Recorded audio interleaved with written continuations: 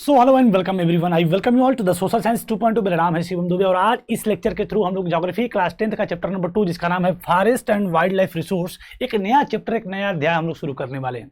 सबसे पहले बात करें इस चैप्टर की, तो चैप्टर का नाम है forest and wild life resource.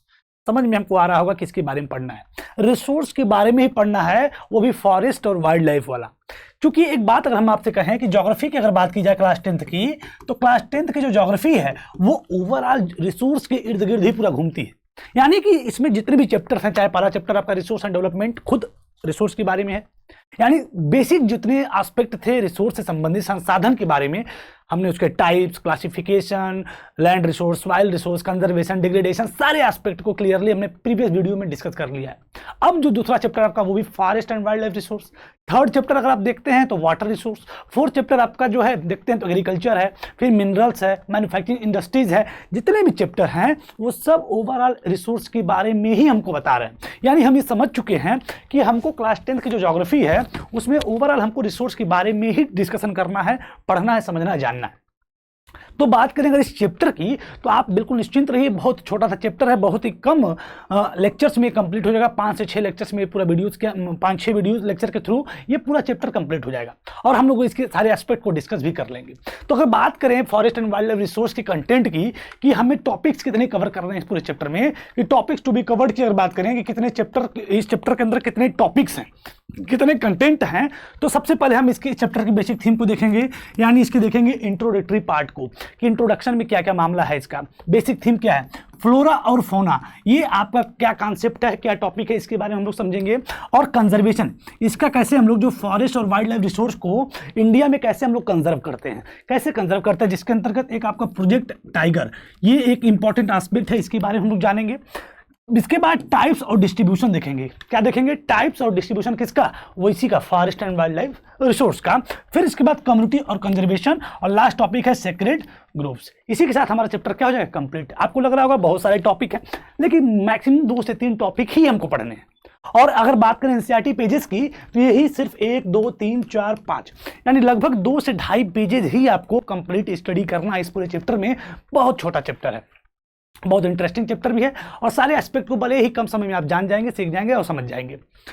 अगर इन 5 पेजेस के बारे में बात करें तो इन्हीं 5 पेजेस के इर्द गिर्द हमारा पूरा चैप्टर क्या कर रहा है? रन करेगा, घूमेगा, जानेंगे हम लोग इसके सभी एस्पेक्ट को। तो ये हो गया टोटल कंटेंट। आपका ये नया चैप्टर स्टार्ट होता है forest and wild life resource, जो कि रिसोर्स के बारे में ही है। कंटेंट हमको पता होनी चाहिए, ये सारे पेजेस हैं जिन पेजेस के बारे में हमको पढ़ना है। अब हम अगर स्टार्ट कर दें इस चैप्टर के इंट्रोडक्टरी पार्ट को, तो 2 शब्द आपको पता होने चाहिए। पहला शब्द आपका है बायोस्फीयर। क्या है? मैं आपको दिखा देता हूं कि एक शब्द आपको जानना पड़ेगा, बायोस्फीयर, और एक इकोलॉजी।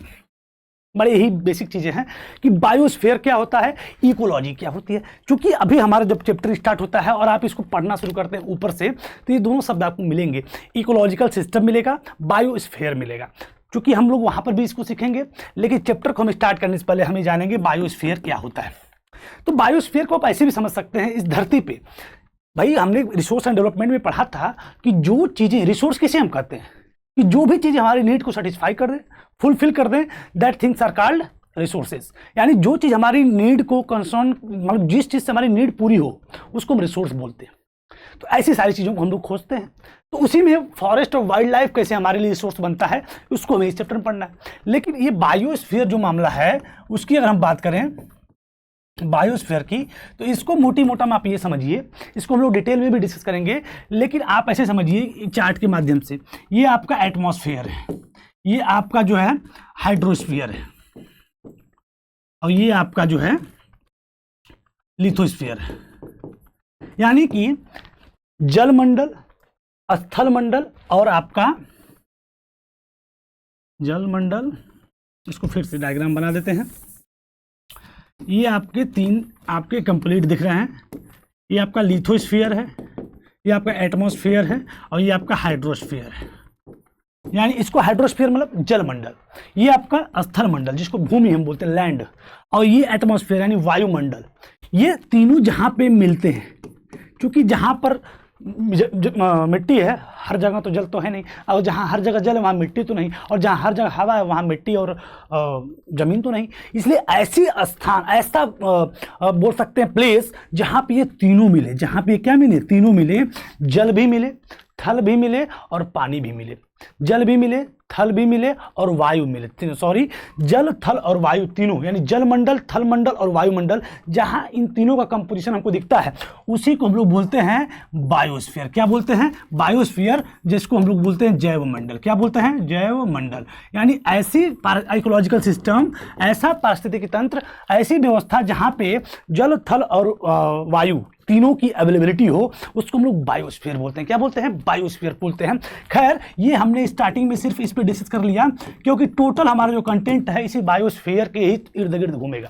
तो आई होप आप समझ पाएंगे इस चैप्टर की बेसिक थीम, और जिसमें हमने बायोस्फीयर के कंसेप्ट को समझा, और भी डिटेल में इसको अगले सेशन में हम लोग समझेंगे। इकोलॉजिकल सिस्टम क्या है इसको हम लोग जानेंगे, और साथ ही साथ एक एक कंटेंट को हम लोग डिस्कस करते हुए सारे इस पूरे चैप्टर के सभी टॉपिक को क्या करेंगे? कंप्लीट करेंगे। तो आई होप आप समझ पाए होंगे इस चैप्टर की बेसिक थीम, और मिलते हैं अब जो है अगले नेक्स्ट सेशन में। इसी के साथ सेशन को हम लोग साइन ऑफ करते हैं। Thank you everyone. पढ़ते रहिए, मस्त रहिए। Thank you.